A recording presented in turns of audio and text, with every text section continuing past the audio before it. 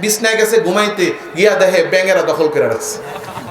খাইতে গেছে, মনে করেন পাতিলে ভাত রান্না করা, ডাকনা খুলছে, ভিতর থেকে লাফায়া লাফায়া ব্যাঙ বের।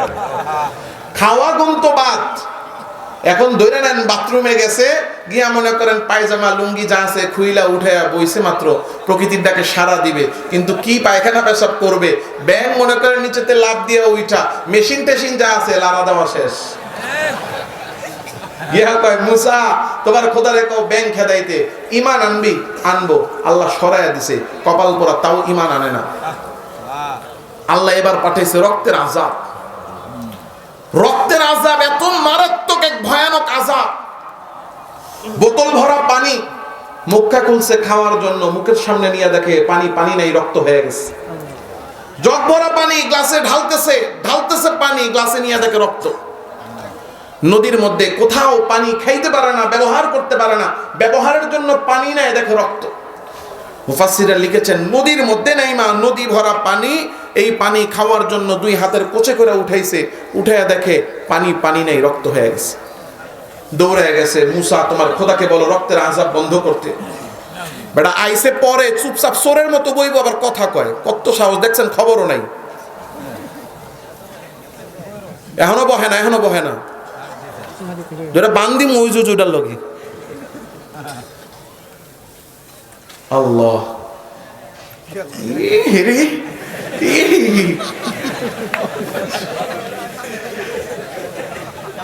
যাক, সামনে বইছে, লাইটের আলো কই পড়ে, কথা কয় না।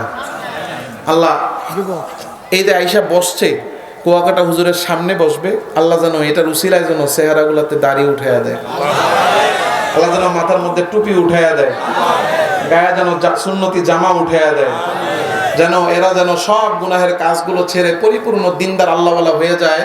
সামনে আইসা বসছে তো মহব্বতটা কইরা না, কথা কয় না, মহব্বতটা কইরা যে কুয়াকাটা হুজুরের সামনে থেকে দেখমু, এই নিয়তে এসে বসছে না। আল্লাহ যেন এই যে সামনে এসে বসছে পুরা হেদায়েতটা যেন পায়, বলেন আমিন। গিয়া কয় একটার পর একটা আযাব আসতেছেই, এই আযাব বন্ধ হবে কেমনি? পাশের থেকে বুদ্ধি দেয়, মাথা নাই তো ব্যথাও নাই। মাথা হইল মুসা, মুসার কারণে মুসার খোদা একটার পর একটা আযাব পাঠাইতেছে। মুসা থাকবে না, মুসার খোদার আযাবও থাকবে না, তাহলে কি করা? কয় মুসারে মেরে ফেলেন। গোপনে গোপনে বের হইছে, কয় মুসা জানলে তো পালাবে, পালাইতে যেন না পারে, চুপচাপ গিয়ে ওদের মারতে হবে। গোপনে বাহিনী নিয়ে ফেরাউন বের হয়ে গেছে, কেউ জানে না, কেউ জানে না, কিন্তু সবার কাছে গোপন করলেও জেনে যান কে? ইয়ালামু খাইনাতাল আয়ুনি ওয়া মা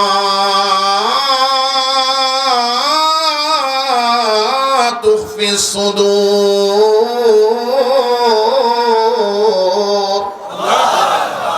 সব গোপন কথা, চোখের খেয়ানত, অন্তরে যা চিন্তা করি তাও জোরে বলেন জানেন কে? আল্লাহ খবর পাঠিয়ে দিছে মুসা মারার জন্য বাহিনী নিয়ে ফেরাউন আসতেছে, তাড়াতাড়ি মিশর ছেড়ে চলে যান। হযরত মুসা আলাইহিস সালাম বনি ইসরাইলকে নিয়ে রওনা হয়ে গেছে, মিশর ছেড়ে চলে যাবেন। ফেরাউনের কানে খবর আসছে মুসা তো পালায়া যায়, কয় যেই রাস্তায় যায় ওই রাস্তায় মুসার পিছনে ধাওয়া করো। হযরত মুসা যাচ্ছেন সামনে, ফেরাউন চলতেছে পিছনে পিছনে, ধাওয়া করো, তাড়াতাড়ি করে মুসারে ধরো আর মারো। হযরত মুসা চলতে চলতে একেবারে নদীর পাড়ে আইসা হাজির। সামনে আর রাস্তা নাই, রাস্তা শেষ, সামনে উত্তাল নদী, সামনে যাওয়ার উপায় নেই, কারণ সামনে আগাইলেই পানিতে ডুবে ডুবে মরতে হবে। পিছনে তাকায়া দেখে পিছনেও যাওয়ার কোনো ব্যবস্থা নাই, কারণ ফেরাউনের বিশাল বাহিনী, পিছনে গেলে দুইরা কচু কাটা করবে। সামনেও রাস্তা নাই, পিছনেও রাস্তা নাই, যাব কোথায়? আমার আল্লাহ বলে ভয়ের কোনো কারণ নাই, কারণ যেখানে রাস্তা নাই সেখানেও রাস্তা বানায়া দিতে পারেন কে? ওয়া মান ইয়াত্তাকিল্লাহা ইয়াজআল লাহু মাখরাজা। এই জন্য সারা জীবনে ভয় আর ভালোবাসা আর ভরসা আর ঈমান আর বিশ্বাস করতে হবে একজনকে, তিনি কে? আল্লাহ বলে মুসা ভয়ের কোনো কারণ নাই, এখানে তুমি রাস্তা দেখো না, রাস্তা বানায়া দেওয়ার মালিক আমি। তোমার হাতে যেই লাঠি আছে এই লাঠি দিয়া সামনে যাও, নদীর পানির মধ্যে হাতের লাঠি দিয়ে বাড়ি মারো। হযরত মুসা আল্লাহর হুকুমে হাতের লাঠিটা দিয়া নদীর পানির মধ্যে বাড়ি মারেন, একটা করে বাড়ি দেন, আর ওই জায়গার পানিগুলো দুই দিকে সইরা একেবারে নদীর মাঝখান দিয়ে হযরত মুসার জন্য রাস্তা হয়ে যায়।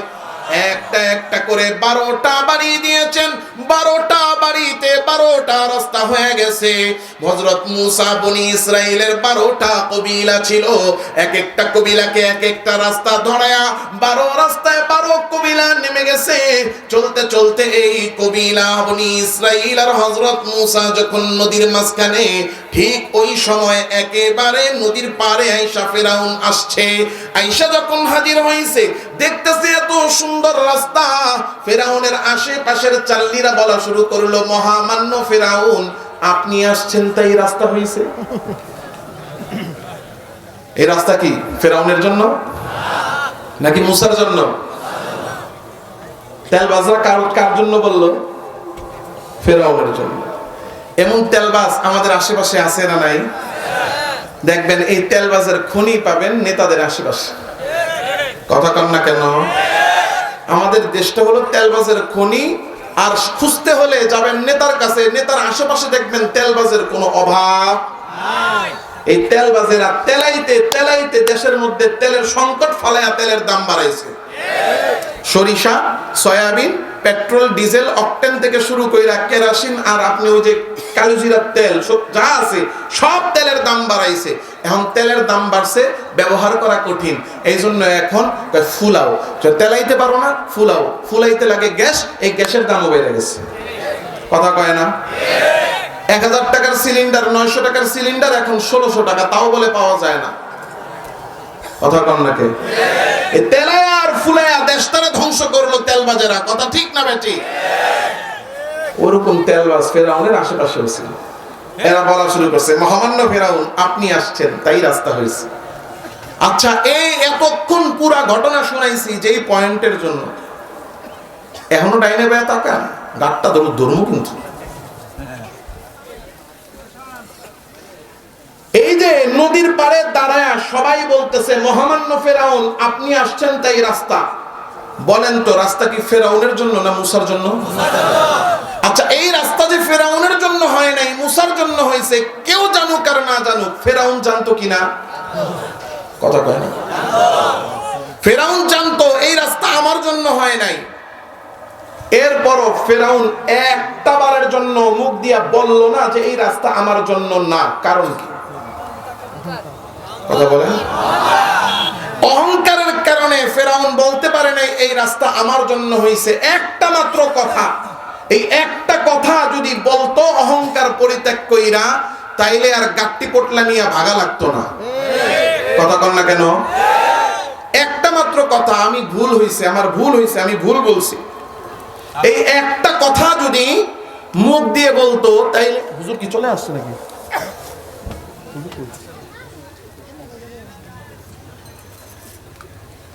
কথা আমার শোনাটা পর্যন্ত সময় দিচ্ছেন না, হুটহাট করে সময় চেঞ্জ করলে হয় নাকি? টাইম যেটা দিচ্ছেন আমি শুরুতে বলছি, টাইম যেভাবে বলবেন সেভাবে।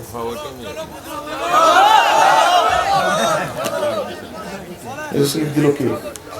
আমি বসার সময় বারবার জিজ্ঞেস করে নিয়েছি আমার টাইম কতক্ষণ। হ্যাঁ, আমি এই জন্য নিজেই বারবার ঘড়ি দেখতেছি, আমি কথা কত সংক্ষেপ করছি, কত জায়গায় কথা কাটছি। আমার টাইম মতো দেখবেন 1 মিনিট এদিক সেদিক হবে না ইনশাআল্লাহ।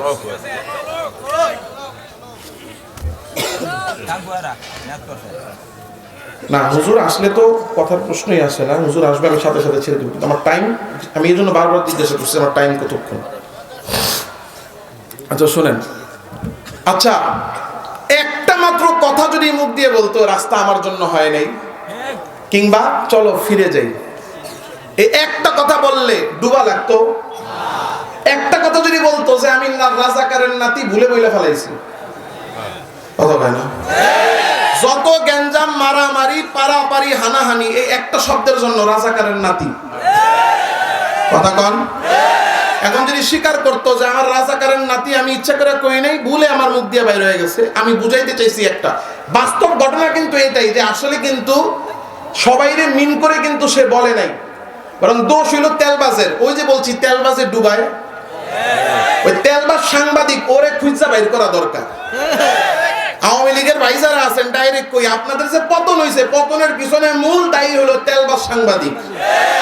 ও এমন ভাবে প্রশ্ন করছে যে প্রধানমন্ত্রীর মুখ দিয়ে এই উত্তর বের হওয়া আবশ্যক ছিল, কিন্তু এই কথাটা আপনি নিরপেক্ষভাবে শুনে দেখবেন যে রাজাকারের নাতি কিন্তু আসলে সবাইয়ের উদ্দেশ্য করে বলে নাই, প্রশ্নটাই করছে অপশন দুইটা, মুক্তিযোদ্ধার নাতি না রাজাকারের নাতি।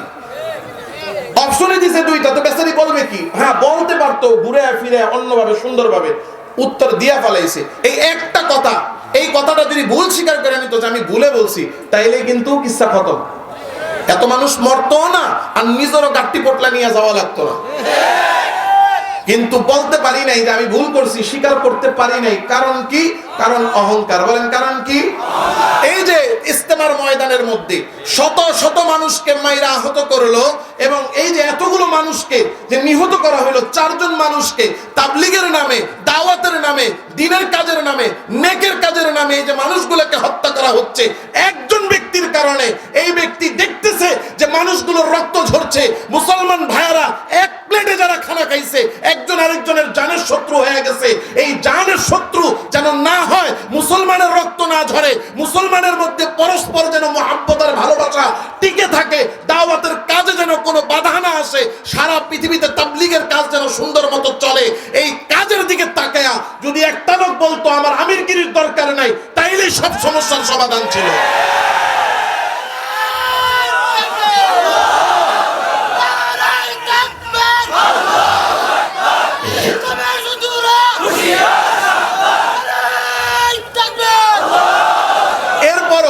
দেখতেছি আমার জন্য, আমার নামের উপরে মানুষ মরতেছে, মুসলমান মরতেছে, সারা দুনিয়ায় দাওয়াতি কাজ তাবলীগ ধ্বংস হয়ে যাচ্ছে, এরপরও আমি বলতে পারতেছি না কেন? আমার আমিরগিরি লাগবে, এই অহংকার, আমার আমিরগিরি আমি ছাড়বো না। এমনি বলে আমির মানো নাইলে জাহান্নামে যাও। এই যে অহংকার, এই অহংকার যেমন পতন ঘটাইছে, অহংকার আমিরগিরি করতে হবে, অহংকার ধ্বংস করে দিছে ফেরাউনের মতো। ফেরাউনকার নামও আল্লাহ নিজে বলতেছেন, ওয়াজাওয়াজনা বিবানি ইসরাঈল আল বাহর ফাআতবাহুম ফিরআউন ওয়া জুনুদুহু বাগিয়াও ওয়া আদওয়া। আল্লাহ বলতেছেন আমি আমার বনি ইসরাঈল আর মূসাকে নদী পার করে দিলাম, কিন্তু পিছনে ফেরাউন তার বাহিনী নিয়ে অহংকার দেখাইয়া নামছে। হযরত মূসাকে মারার জন্য যখন পিছনে অহংকার দেখায় নাইমা গেল, হযরত মূসা মাঝখানে, ফেরাউন তখন নামছে। চলতে চলতে হযরত মূসা ওই পারে, তখন ফেরাউন একেবারে মাঝখানে। আমার আল্লাহ বলে অহংকার দেখাইয়া আসছিস, এবার আর ছাড় নাই, ছাড় নাই। কারণ আল্লাহ ছাড় দেন কিন্তু ছেড়ে দেন। আল্লাহ বলেন ও নদীর পানি আর স্থির থাকার দরকার নাই, অস্থির হয়ে যাও, প্রবাহমান হয়ে যা, ফেরাউন রে ডুবা। আল্লাহর হুকুমে পানির মধ্যে ঢেউ উঠে গেছে, এই ঢেউয়ের মধ্যে ফেরাউন আর তার গোষ্ঠীরে ডুবায় ডুবায় মারছে। আমার আল্লাহ বলেন আমি অহংকারীরে ভালোবাসি না, পছন্দ করি না, এই জন্য আল্লাহ ফেরাউনকে ডুবায় মারলেন। দেখেন আল্লাহ যখন কাউকে ভালো না বাসেন, তার উপর আল্লাহর লানত চলে আসে, আর তখন তাকে সারা পৃথিবীর সব কিছু ঘৃণা করতে থাকে। ফেরাউনকে আল্লাহ তাআলা রব্বুল আলামিন অহংকারের কারণে নিজে ঘৃণা করেছেন। আল্লাহ যখন ঘৃণা করলেন, তখন পানিও তারে ঘৃণা করা শুরু করে দিছে। পানি সব কিছু খেয়ে ফেলে, কিন্তু ফেরাউনের শরীরটারে খায় নাই। মাটি সব কিছুরে ধূলিসাৎ করে ফেলে, ফেরাউনের শরীরটারে মাটিও খায় নাই। মাটিও তারে ঘৃণা করে, পানিও তারে ঘৃণা করে। ওই শরীরটারে আয়না উঠাইয়া রাখা হয়েছে। তাকে দেখেন দুনিয়াতে আস্তিক নাস্তিক মিলাইয়া 800 কোটির উপরে মানুষ প্রায় দুনিয়াতে আছে। কতজন সন্তানের কত রকম নাম রাখে, কুকুরের নামের সাথে মিলে সন্তানের নাম রাখে, বিড়ালের সন্তানের নামের সাথে মিলে নাম রাখে। কিন্তু দুনিয়াতে কোনো মা বাবাকে দেখবেন না সন্তানের নাম ফেরাউন রাখছে। আল্লাহ ঘৃণা করেন, আল্লাহ তাআলা রব্বুল আলামিন যখন ঘৃণা করেন তার উপর আল্লাহ লানত, সারা পৃথিবী ঘৃণা করে। এই জন্য প্রমাণ আমি কেমনে দেখাবো, আর কত লাগবে? তাকে দেখেন, যার নাম লেখার আগে মাননীয় প্রধানমন্ত্রী, অমুক কন্যা, তমুক কন্যা, গণতন্ত্র উদ্ধারকারী ইত্যাদি ইত্যাদি লেখা লাস্টে গিয়ে নাম লেখতো। যখনই ক্ষমতাটা হাতছাড়া হয়েছে পরের দিন পত্রিকার মধ্যে লেখছে খুনি পালাইছে, ফ্যাসিস্ট পালাইছে। এটাই প্রমাণ করে অহংকারী যতক্ষণ ক্ষমতা আছে, ক্ষমতার কারণে মানুষ ভয় পায়, কিন্তু বাস্তবতা হলো অহংকারীকে মানুষ অন্তর থেকে ঘৃণা করে। এটা আল্লাহর নিজাম, কারণ আল্লাহ তাকে রহমত থেকে বঞ্চিত করেন। আল্লাহ নিজে বলছেন, সাসরিফু আন আয়াতি আল্লাযিনা ইয়াতাকাব্বারুনা ফিল আরদি বিগাইরি হক। জমিনে যারা অন্যায়ভাবে অহংকার দেখাবে আল্লাহ তাদেরকে তার রহমত থেকে বঞ্চিত করে দিবেন। তাইলে ইবলিসরে আল্লাহ শাস্তি দিয়েছে কয়টা? জোরে কন্যা। অহংকারী ইবলিসের শাস্তি ছিল 3টা। দুনিয়াতে যারা অহংকার করবে তাদেরও শাস্তি 3টা। 1 নাম্বার, সে আল্লাহর ভালোবাসা থেকে বঞ্চিত, আল্লাহ তাকে ভালোবাসবেন না, অর্থাৎ আল্লাহর রহমত থেকে বঞ্চিত। 2 নাম্বার, আল্লাহর লানত, সারা পৃথিবী তাকে ঘৃণা করবে। 3 নাম্বার, ইবলিসের 1 নাম্বার শাস্তি ছিল আল্লাহ তাকে জান্নাত থেকে বের করেছেন। আর দুনিয়ার অহংকারী যারা হবে আল্লাহ তাদেরকে সর্বশেষ শাস্তি দিবেন, আল্লাহ তাদেরকে জান্নাতে ঢুকতে দিবেন না। আল্লাহ রাসূল সাল্লাল্লাহু আলাইহি সাল্লাম বলছেন, লা ইয়াদখুলুল জান্নাতা মান কানা ফি কলবিহি মিসকাল হাববাতিন মিন কিবির। যে ব্যক্তির অন্তরে যারা পরিমাণ অহংকার আছে, বিন্দু পরিমাণ অহংকার যার অন্তরে থাকবে, সে আল্লাহর জান্নাতে ঢুকতে পারবে না। এবার আসেন, শুরুতে যেই কথাটা বলেছি, 20 লিটার দুধের মধ্যে 20 লিটার দুধের মধ্যে 1 টুকরা গোবর, 20 লিটার দুধের মধ্যে যদি 1 টুকরা গোবর থাকে, দুধ ভালো থাকবে না নষ্ট হবে? জোরে বলেন, ভালো থাকবে না নষ্ট হবে? ঠিক তেমন ভাবে আমি সারা দুনিয়ার নেকি নিয়ে আল্লাহর কাছে যাব, কিন্তু